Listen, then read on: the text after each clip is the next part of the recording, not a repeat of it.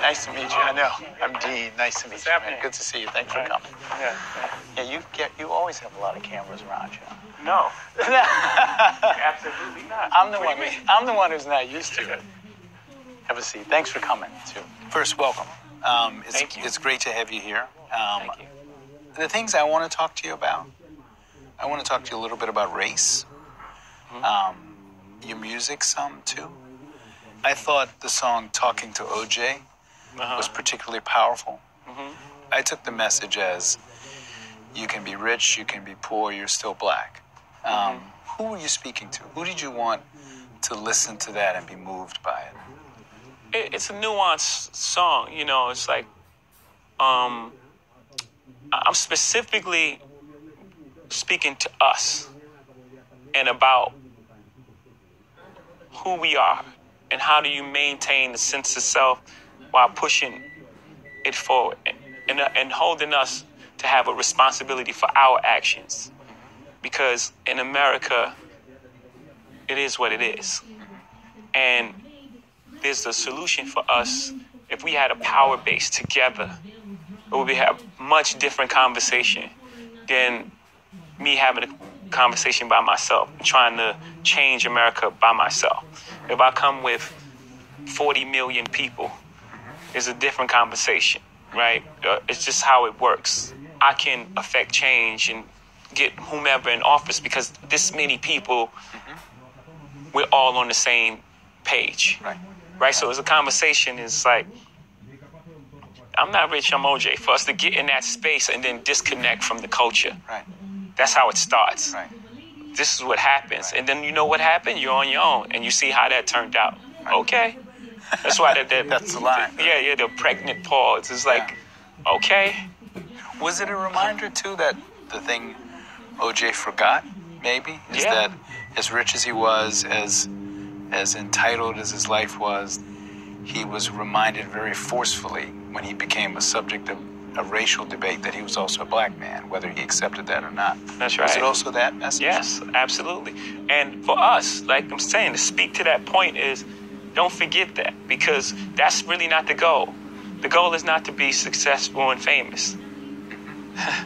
That's not the goal. The goal is, if you have a specific God-given ability, is to live your life out through that. One. And two, we have a responsibility to push the conversation forward until we're all equal. Until we're all equal in this place, because until everyone's free, no one's free. And that's just the fact. When you are as amazingly successful as you are, your kids will live in a very different world from the world you grew up in. How do you go about making sure that they understand the world you grew up in? There's a delicate balance to that, right? Because you have to educate your children on the world as it exists today and how it got to that space. But my child doesn't need the same tools that I needed growing up. I needed certain tools to survive my area that my child doesn't need. They're growing up in a different environment. But also they have to know their history, have a sense of what it took to get to this place, and have compassion for others. The most important thing, I think, out of all this is to teach compassion and to identify with everyone's struggle and to know these people made these sacrifices for us to be where we are and to push that forward for us. I believe that's the most important thing to show them, because they don't have to know things that I knew growing up, like being tough. Like, do you worry at all that as much as you will teach them history and as much as you yourself is seen as an important figure among black people in America, that there's something they'll be missing? Or do you think that's silly, in fact, that we have so many advantages that's like too negative a way of approaching? Exactly. Like they'll be who they are, right? And it's just certain tools that you would hope for your child to have. You know, like, again, fairness and compassion and like empathy and a loving heart. And those things translate in any environment. those are the main base things that you want. Well, for me, I would want my child to have. You know, to treat people as they are, no matter who they are, no matter where they sit in the world. Not to like be super nice to someone at a high position or mean to someone who they deem to be below them. I can't buy you love. I can't show it to you.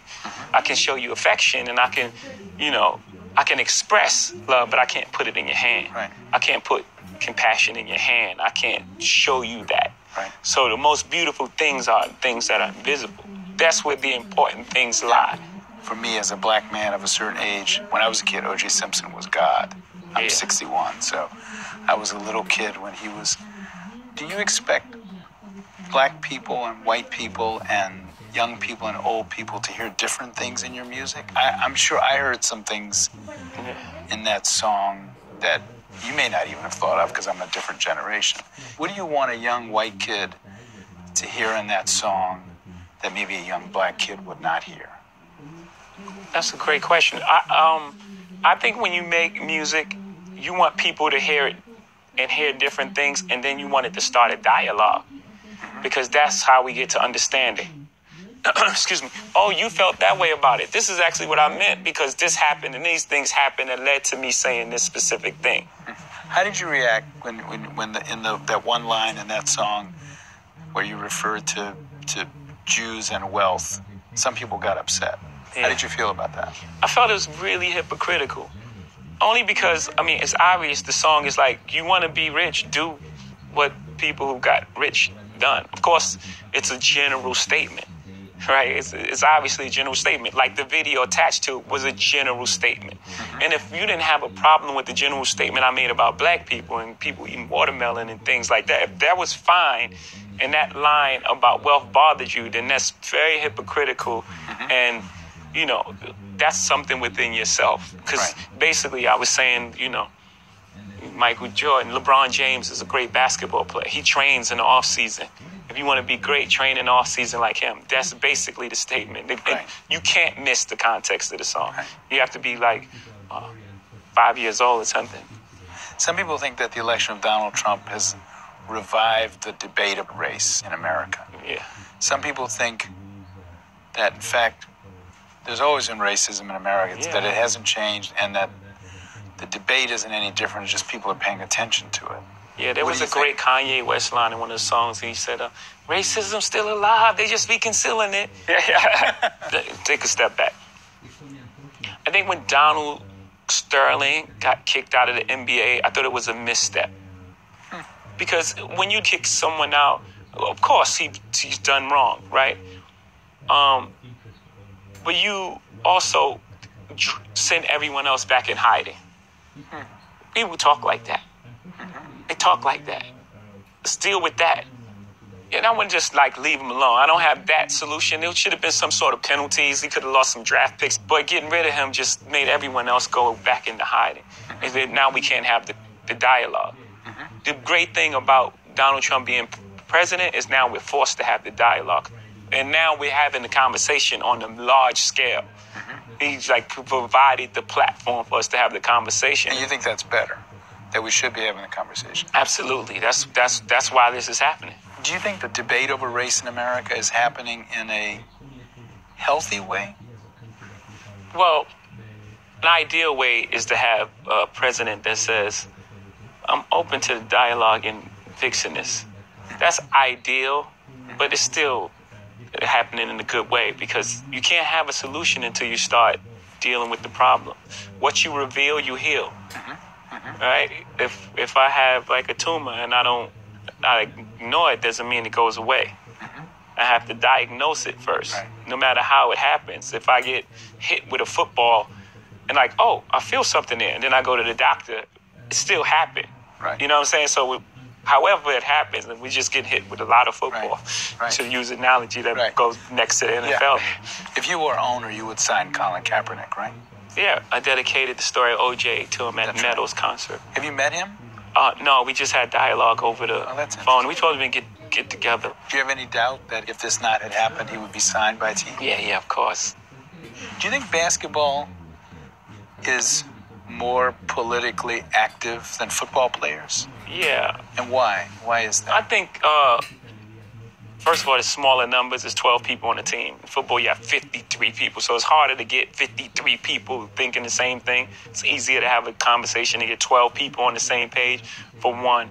Two, they have a great commissioner who's really open and supports them. And you feel that. You feel that, when you have someone behind you that really believe in what's right, it motivates you to do the right thing. I think those two factors show why they're much further along. Yeah. Are there incidents even at this stage in your life? So you're famous, you're rich, you own stuff, where you run into racism that's evident to you, that's easy to recognize at this stage of your life? Yeah. Yes. Yeah. But it mostly comes when you try to challenge the status quo. I'm being quiet and entertaining. Everyone's cool. Man, it's great. You don't feel racism. But when you try to challenge the club, it's like, oh, no, we should have a seat to use the Solange album title. We should have a seat at this table. And then it gets into a space where it's like, wait, you guys are mad at me about the same thing you guys are doing. And it's just, it gets into a weird space. Are you in meetings now in your business life where you're the only black man in the room? Well, when I was doing the Nets, I was definitely the only black guy in the room. And what was that like? Describe that. It was it's strange, but at the same time, I think that in that room, my celebrity allowed me a voice that probably would have been awkward for someone in my position, being the only black person in the room, to break through. This album sounds to me like a therapy session. It's in a sense. Have you been in therapy? Yeah. First off, how does Jay-Z find a therapist? Not in the phone book, right? No, great friends of mine. Friends of mine who've been through a lot and, come out on the other side as like whole individuals. What was that like being in therapy? What did you talk about that you had never acknowledged to yourself or talk? I grew so much from the experience. But I think the most important thing I got is that everything is connected. Every emotion is connected and it comes from somewhere. And just being aware of it. Being aware of it in everyday life puts you at such an advantage. You realize that, if someone's racist toward you, it's not even about you. It ain't about you. It's about their upbringing and what happened to them and how they led them to this point. Most bullies bully. It's happened. Oh, you got bullied as a kid, so you're trying to bully me. I understand. Right. And once I understand that, instead of reacting to that with anger, I can provide a softer landing. And maybe, oh man, are you okay? I was just saying, there was a lot of fights in our neighborhood that started with, what you looking at? Why you looking at me? You looking at me? And then you realize, you think I see you. You're in the space where you're hurting and you think I see you, so you don't want me to look at you. And you don't want me to see you in such a vulnerable, you don't want me to see your pain. So you put on this shell of this tough person that's really willing to fight me and possibly kill me because I looked at you. You know what I'm saying? Knowing that and understanding that changes life completely. Was that a moment that came from therapy? Yeah, just realizing that, oh my goodness, these young men coming from they're just in pain. But you got to survive. So you go into survival mode. And when you go into survival mode, what happened? You shut down. Right. You shut down all emotions. Right. So even with women, you got shut down emotionally, so you can't connect. And then now all the things happen from there. Infidelity. You can't connect because exactly. You can't connect because of the way you feel about yourself, you mean? Yes. In my case, it's deep. Right. You've bared your soul so much, not only in this album, and I mean, you can sort of see the evolution of a person in your music. Part of me would think, oh my God, I got to talk about my marriage, I got to talk about my mother, I got to talk about my other ancestors. Part of me would think that would make me nuts. Does it make you nuts, or do you feel like the heart of your art and storytelling is to tell the story of your life? That's who I am. And I've done it from the beginning of my career. Two things, you know. One, no one knew the characters, so it wasn't as impactful, you know. And two, it wasn't coming from a place that was as evolved. And it's very difficult. You know, it's hard. It's hard to hear songs back. It's hard to perform songs. But I feel it's the most important work that I've done, and I'm very proud of it. And the effect that it's having on people. And even like the studio sessions, you know, we were having 4-hour conversations after playing one song. I learned so much about people that was around me, just my friends. I learned things about them that I didn't know. That in 20-year relationship just from this one song. So I knew it would have that sort of impact beyond myself. It's my responsibility as an artist to go to these places. Did your wife's own confessional album, which came out first, make it so that you had to be even extra confessional? I mean, in other words, it would have been hard after her album, which talked frankly about you guys, to like have an album to come out that would be about frivolous anything. Yeah. It actually started out, we were working on material together, and it became Lemonade. Yeah. You know, she went off and did her thing, and it was like, it just felt like she should go first, and she should share her truths with the world. So it wasn't based on I have to say something because of this album. It wasn't even like that. It's just really honest. But you probably couldn't have gotten away with, okay, you do the album, wife, that talks about our pain. I'm going to go do an album that talks about, you know, my love of art. You never know. Right. I think it turned out for the best. I think, but you just never know, because people like to be entertained. Again, back to our president. You know what I'm saying? Like, you would think, man, after the composed manner at which Obama stood at that podium, the dignity he brought to that place, that this couldn't exist, but it does. Do you have any disappointments in Obama? There are people who say the expectations of him as the first black president were so great. He was supposed to get rid of racism and fix everything. Yeah. Is that unfair? Do you think did he live up to all of your expectations? Yes, because all he could do is the best he can do. He's not a superhero. And it's unfair to place unfulfillable expectations on this man just because of his color.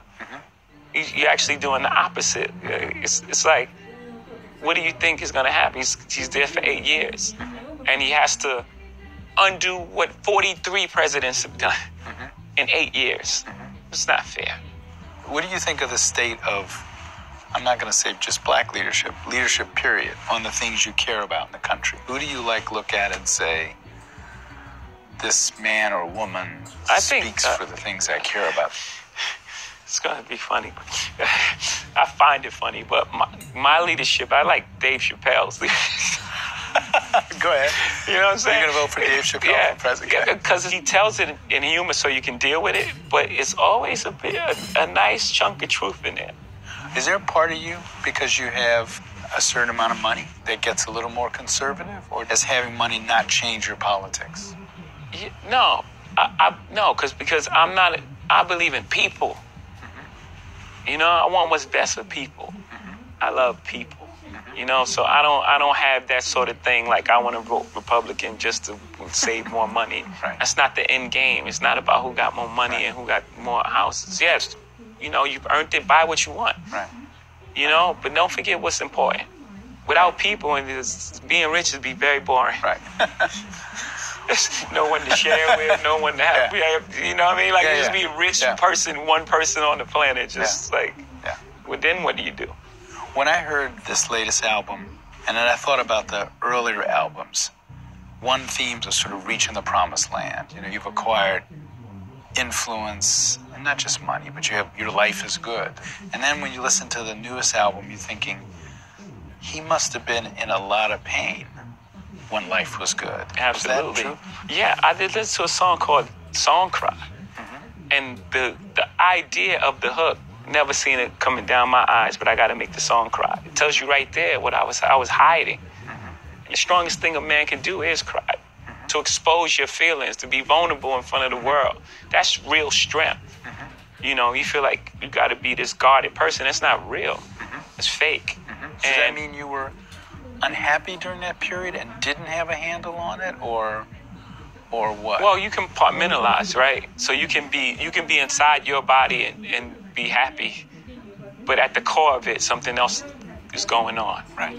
As a, parent, I thought one of the most painful scene or line or whatever in the album was when you are talking about having almost lost your marriage, and you talk about what it would have been like to watch another man play football with your kid. I thought that is like, given that you have talked so much about your life and your music, are there things that you put a wall around? I'm not going to talk about that. You've talked about the pain of growing up, where you grew up, how you grew up, your father leaving early, the pain of your marriage, being in therapy. Are there things you say, I'm not going there?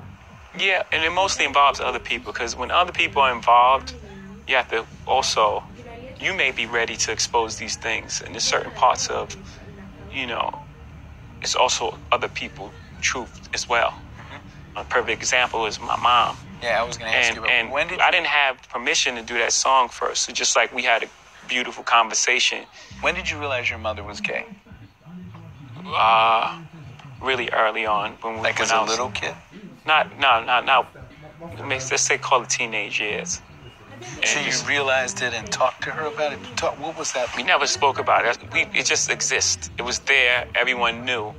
Gotcha. But we never spoke about it until, like, recently. Now we start having these beautiful conversations and just really, like, getting to know each other.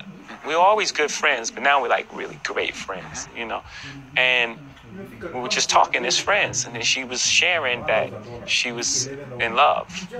And I guess there's years of, like, feeling for her and feeling like she's free.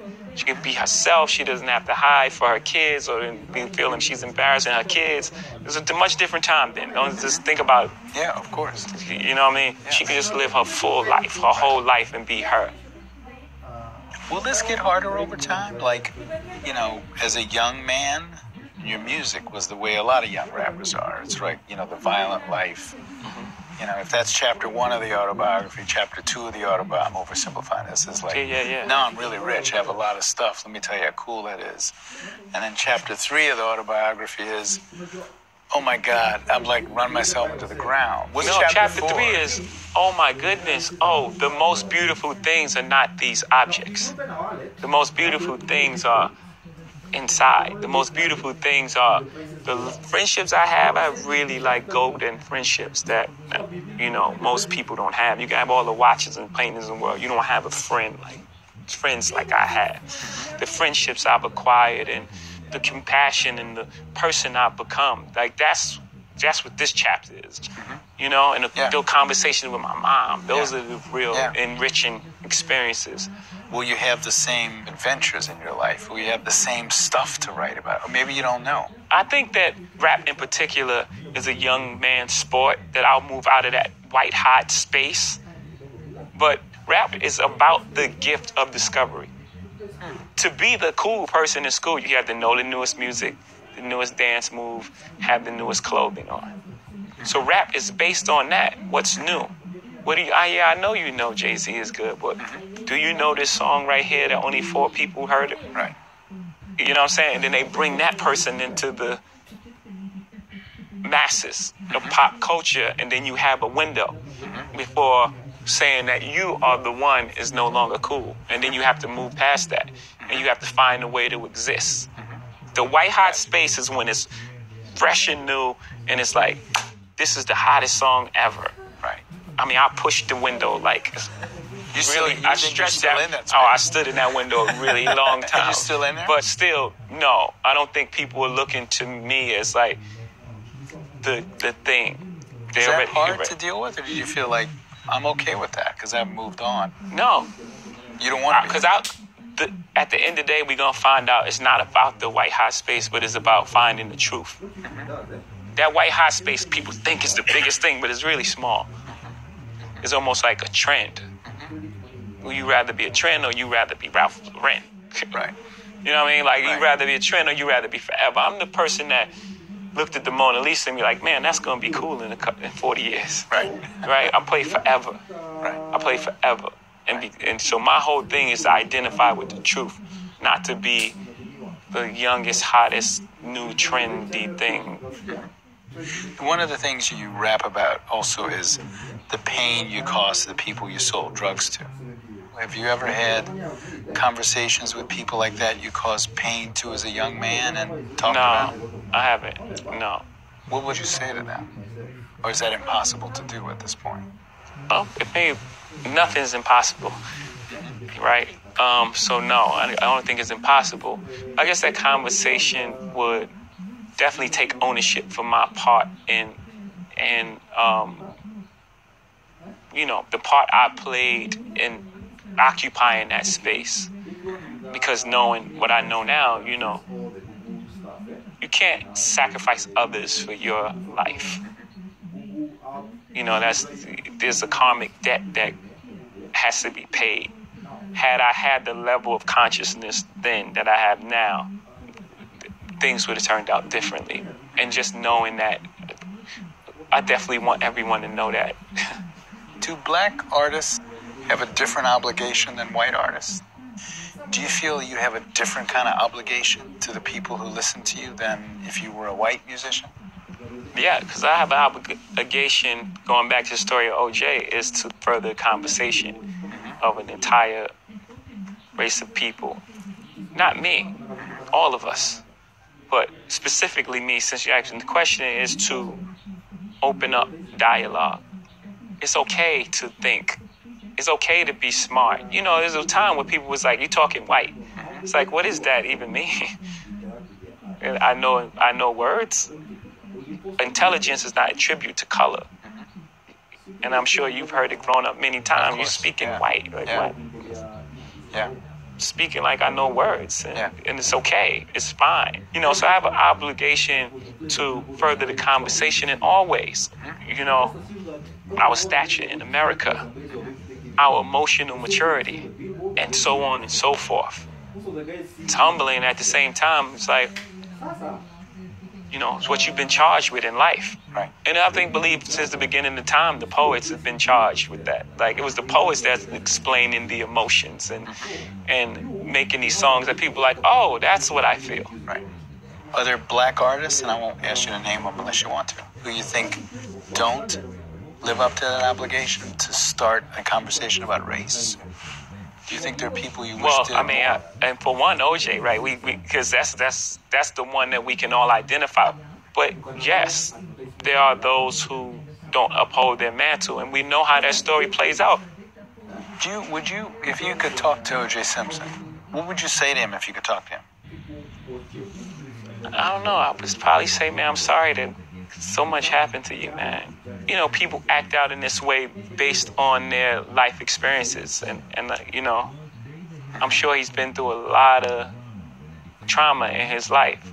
And, I think that'll start the conversation. Like, did you watch the documentary about him? I watched every one. You did? Yeah, no, I did too. Yeah, it's like 8 of them on at the same time. You could read the story of OJ two ways. You could say somebody should have reminded OJ he was black. I could read that as a negative message or a positive message. The positive message being you're black and you should be more proud of it. The negative message is, who are you kidding? You can't escape this by joining a private country club and playing golf. Right. Which message feels the right? They're both dual messages at the same time. It's like, be proud of who you are and realize that we're gonna get further together. Right. Don't check out. You can't just turn your back on the place you come from. You come from a community. Your job is to uplift it now. Or we know how it turns out. Right. Once you stop being Tiger Woods and you going on... What would you say to Tiger Woods? Do you know Tiger Woods? No, I'm not. How would you classify Tiger Woods in that discussion? Same sort of thing. That's what I'm saying. Like, when Tiger was afforded the privilege of, he playing golf you were protected. But the minute that you're not providing for the thing, it's like now your license is on TV and it's like you're black. Mm-hmm. So now I've got to ask my one gossipy question. Talk about Kanye West and your relationship with him, which you alluded to a little bit in the album. When's the last time you talked to him? I hate Kanye the other day. Just tell him that he's my brother. I love Kanye. I do. It's a complicated relationship with us. Why is it complicated? Yeah, because, Kanye came into this business on my label. So I've always been like his big brother. And we're both entertainers. So always been like a little underlying competition there with your big brother there. And we both love and respect each other's art too. So it's like everyone wants to be the greatest in the world. You know what I'm saying? And then there's like a lot of other factors that play in it. But we're gonna always be good.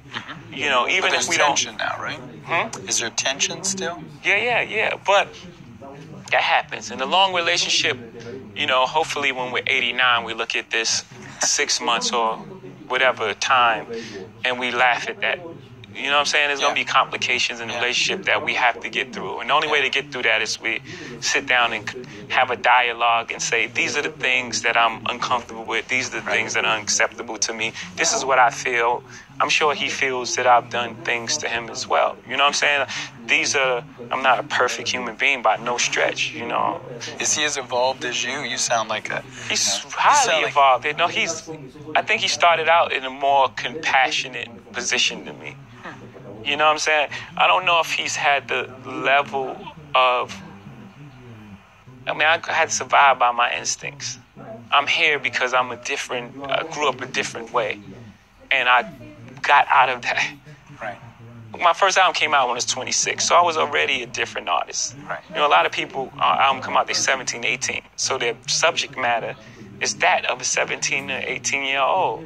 Unless you're Nas and you well-read and I think his mom was a teacher or something. He was way more advanced for the album that he wrote. So I just grew up a different way. But she's a very compassionate person. And a lot of times I get in trouble trying to help others, So I can identify with it. It's just that there's certain things that happen that it's not really acceptable to me. And we just need to speak about it. And it's just however the relationship evolves, but there's genuine love there. I'm trying to picture the scene when you and your wife both talked about making these very confessional, open albums. Was it difficult to say, I'm going to talk about the problems in our marriage. I'm going to talk about how we almost lost things. And for her to say, I'm going to talk about my pain and anger at you. What were those conversations like? Again, it didn't happen in that way. It happened, we were using our art almost like a therapy session. And we started making music together. And then the music she was making at that time was further along. So her album came out as opposed to the joint album that we were working on. We still have a lot of that music. And this is what it became. There was never a point where it was like, I'm making this album. I was there. Right. I was right there the entire time. And what was her reaction to your work and what was your reaction to hers? It must have caused I think they were pain both, for each of you, right? Of course. And both very, very uncomfortable, but sitting in the best place in the, hurricane is in the middle of it. Yeah. We were sitting in the eye of that hurricane. Maybe not use hurricane because so many people are being affected right now, but the best place is right in the middle of the pain. Right. And that's where we were sitting, and it was uncomfortable. And we had a lot of conversations, and really proud of the music she made, and she was really proud of the art I released. And, at the end of the day, we really have a healthy respect for one another's craft. I think she's amazing. Right. Most people walk away and divorce rate is 50% or something because most people can't see themselves. The hardest thing is seeing pain on someone's face that you caused and then have to deal with yourself. Yeah. So most people don't want to do that. Yeah. You don't want to look inside yourself. And so you walk away. Video.